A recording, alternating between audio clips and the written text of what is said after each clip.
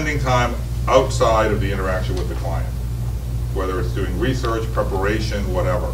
Let me ask Bill to talk about that a little bit. Yeah, I find that particularly in the early stages with a client that I spend maybe 2-3 hours outside of our face-to-face meeting, doing things, learning about their industry. Very, very often, the areas that they come to me for are not areas that I'm a particular expert in. So I'll go out to their website, I'll try to understand if they've built a website, where they are now in greater detail, learn about their industry, educate myself if it's on a particular, for an in-business client, something that maybe I knew something about way back when I went through school, but I've long since forgotten. You know, I'll go in and refresh my memory and try to get myself back up to speed on a particular area. And actually, I find that fulfilling because I'm continually learning, whether it's about nonprofits or some other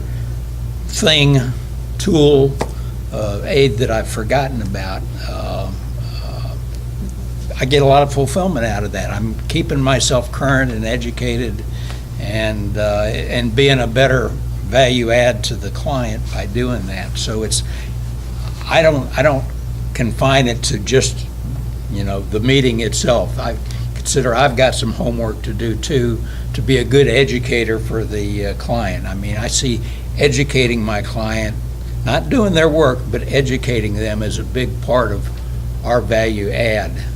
If I consider it a successful client relationship, if at the end of that relationship they know a whole lot more about what it takes to start a nonprofit or start a new business than they did coming in. They may have known nothing coming in, but if they can go out of there maybe realizing that now's not the time, but now I know what I got to do to get ready when the right time comes. And that takes a lot of education and perhaps some outside study to do that. Okay. Dick? And one more, the follow-up of the client. How long? It looks like some people wait a month, some wait 2 months. Some people probably do it every 2 weeks or 3 weeks. And when do you follow everything up? Every 3 weeks? Is that normal? Do you guys have a norm? I certainly don't have a norm. No. It depends on how rapidly the client can get the work done Yeah. that they need to do. And I'd prefer that be on their time schedule rather than mine. I mean, like most of you, I'm retired. I can do it by the day after tomorrow if I need to. Yeah, if a They client can't. if a client is still working, he may be just doing this in his odd hours, and he may be really committed to it, but it's going to take him a while to get there. If he's not working, he may be anxious to get it off the ground and want to get back together. And if you try to short- press him too fast, he might get discouraged and quit. Yeah, so it all depends. What? I usually wait about 3 weeks to 4 weeks. Yeah. There's that thing that they have, follow-up thing of 4 weeks. Send an email, response. I ask my clients at the end of the meeting, when would they like to follow up?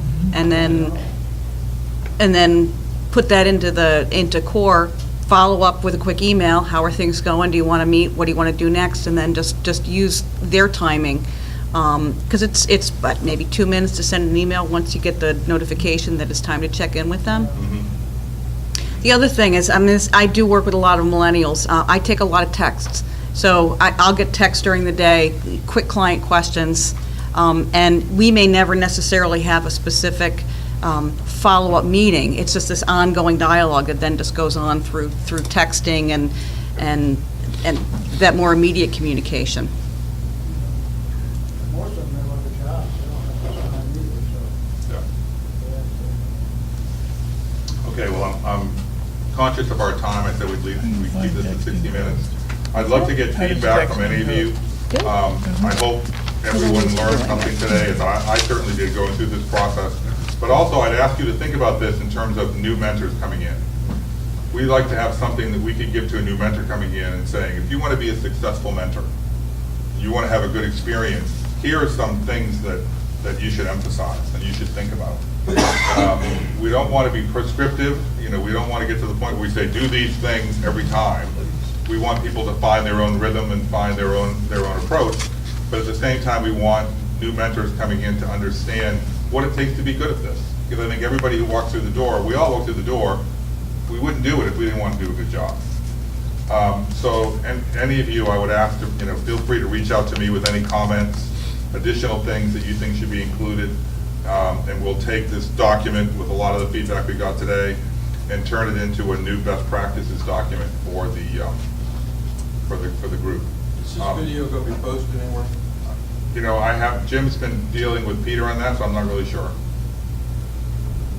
I would assume so. Ah, good idea. I think right now- Sections, and we're gonna try to post it on YouTube as a private. So that then the link's there, and then I can put it in the chapter meeting minutes or Okay. at some point. Or a link on our members only. Yeah, link on members only is what we. Yeah. Yeah. Okay. I want to thank the members of the panel and the other folks who sent me information on it. And again, I'm very much open to more feedback and more ideas and more things that you think will help other mentors. So thank you for your time. Okay? Thanks, guys.